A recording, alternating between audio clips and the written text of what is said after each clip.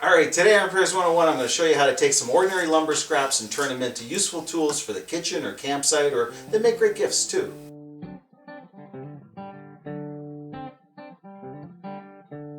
Everybody has their own idea of what type of wood to use, but like the pioneers, I use what's grown locally. You know, I learned how to do this when I was 11 years old on a school field trip to one of those old-timey Pioneer Village tourist traps. Ever since then, I've relied on this skill as a source of cheap and popular gifts for birthdays, Christmas, Mother's Day, housewarmings, Groundhog Day.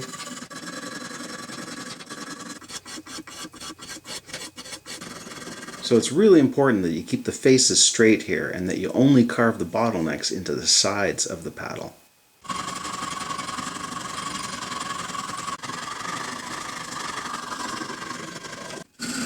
Keeping that in mind, you want to carve the paddle until it tapers to a nice fine edge.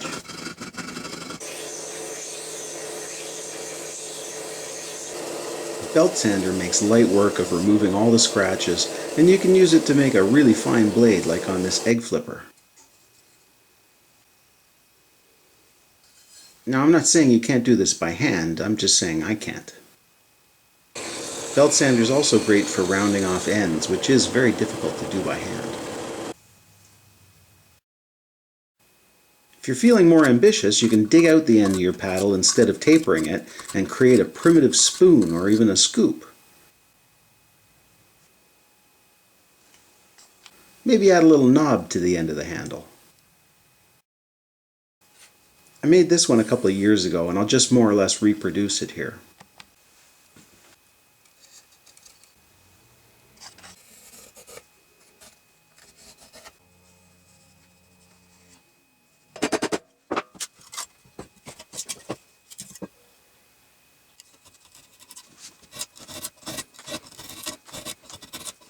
Use your knife, your chisel, your axe, your rasp, whatever you're comfortable using.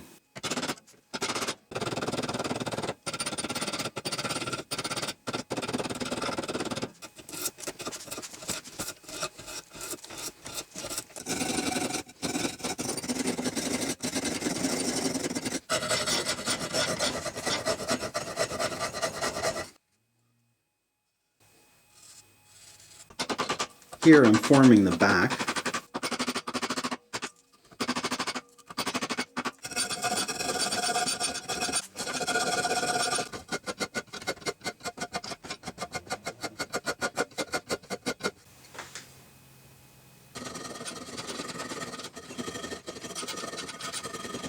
This angle on the lip of the bowl defines the shape of the spoon.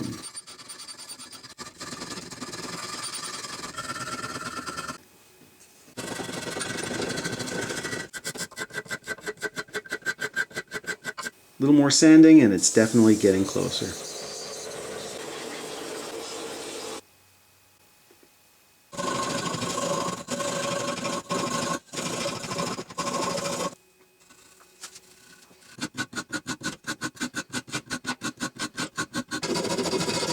Now, a lot of people carve the bowl first, but I've learned to carve it last so that I have a solid block of wood to hold onto in the vise, and so that you can adjust the center of it if you need to.